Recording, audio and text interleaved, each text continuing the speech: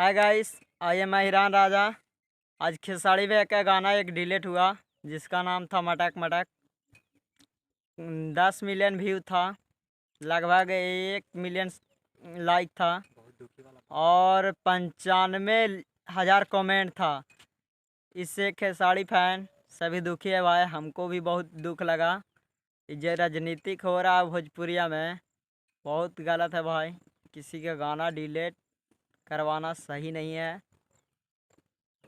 और देखो वापस होता है तो होगा, नहीं तो खेसारी भैया का रिकॉर्ड बना चुका था। 4 दिन में ट्रेंडिंग में नंबर 1 पर गाना चल रहा था।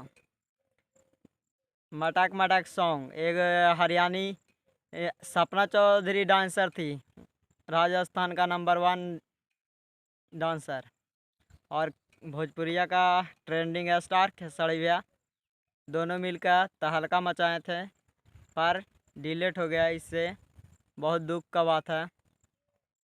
खेसारी भैया के जितना फैन है सब दुखी है।